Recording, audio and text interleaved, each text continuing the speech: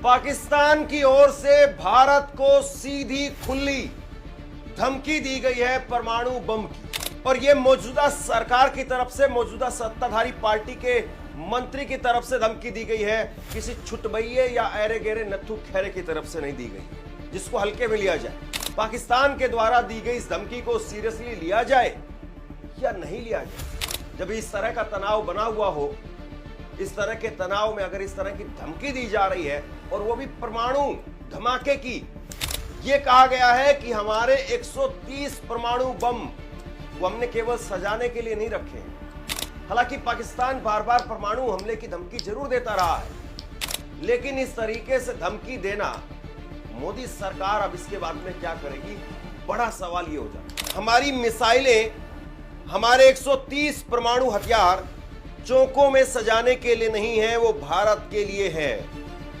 पाकिस्तान के रेल मंत्री मोहम्मद हनीफ अब्बासी की खुलेआम भारत पर परमाणु हमले की धमकी।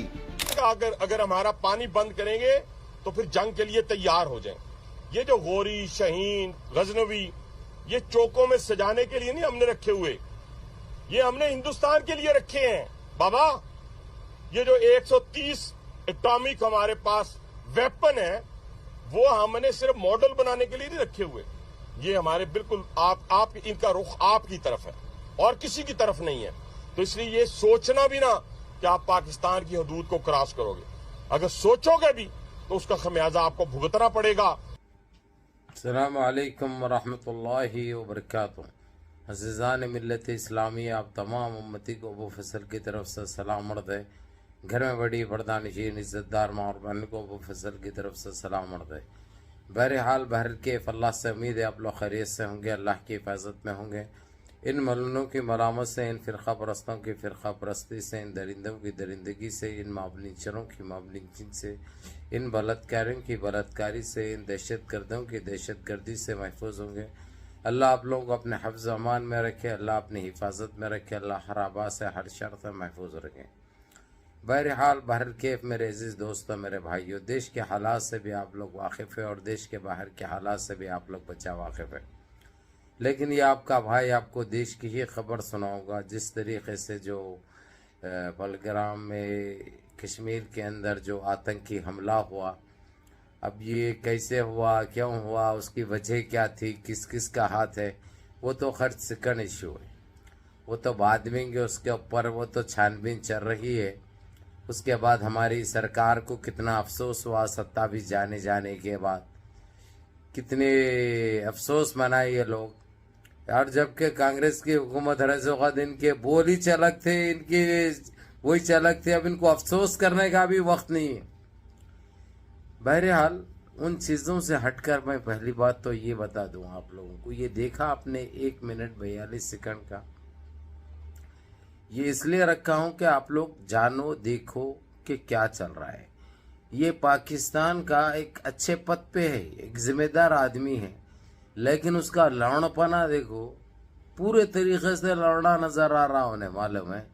कच्ची मार लेके बैठा नहीं मालूम, क्योंकि गांजे वांजे तो मारते, गंजोटियां तो रहते ये लोग, समझे ना।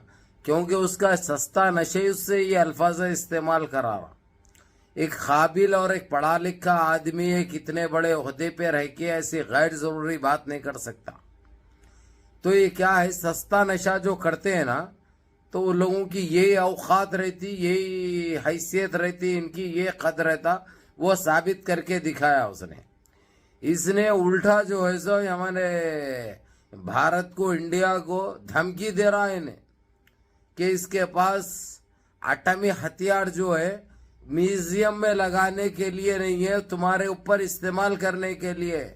अरे चिंदी चोर, अरे नाड़े, अरे भड़वे, अरे फालतू साले, तेरी औकात देख ले पहले तू। म्यूजियम में तो भी लगा ले या तुम्हारे पिछवाड़ में तो भी डाल लो, हमारे को उससे फर्क कुछ भी नहीं पड़ता। लेकिन जब जब तुम ये गंदगी, तुम एक आतंकी है रे, दुनिया जानती है तुम एक आतंकवादी है, तुम एक दहशतगर्द है। जो बढ़ावा भी देते हैं ना, जो पालते पोछते हैं, ये कल के दिन तुम्हारे को महंगा पड़ेगा। कल के दिन तुम्हारे को ये जो तुम पाल रहे हैं, जो नस्लें बना रहे हैं तुम लोग, किसको दिखाने के लिए, किसको डराने के लिए? अरे चिंदी चोर, तेरी औकात भी उनके बराबर की है। तू भी छुप के बोलने वाला है, वो छुप के वार करने वाले। मर्दान की दोनों के पास भी नहीं है, दोनों भी फुसपटाखा है तुम लोग। वो आतंकी सारे भी है और तू एक आतंकी भी।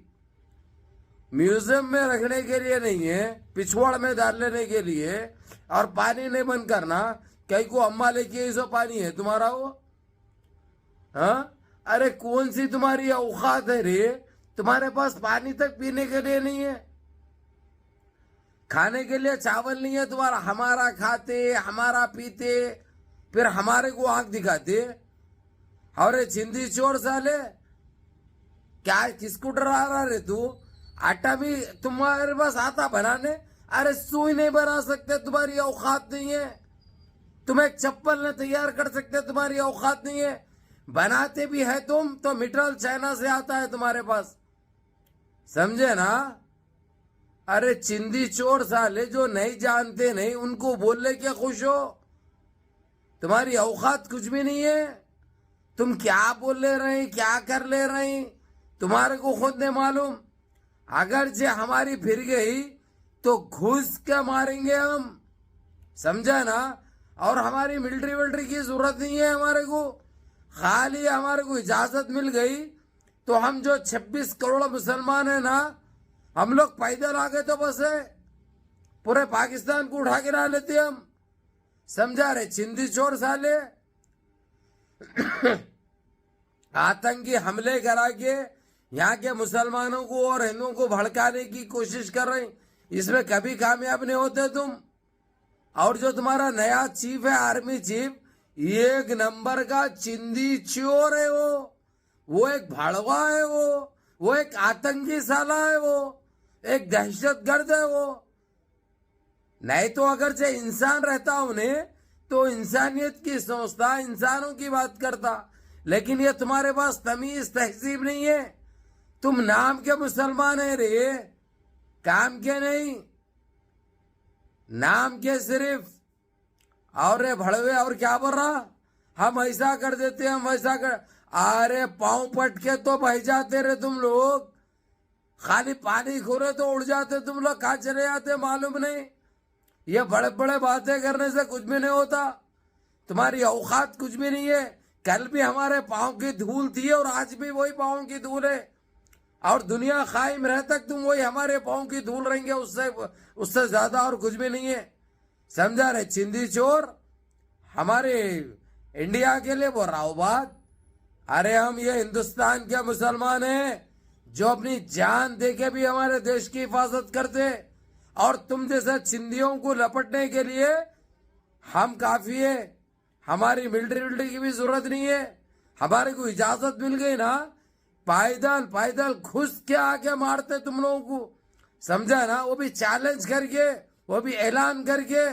तुम तोपे चलाओ, तुम गोलियां चलाओ, तुम लाठियां चलाओ, हमारा हाथ काफी है, क्योंकि हम एक सच्चे मुसलमान हैं।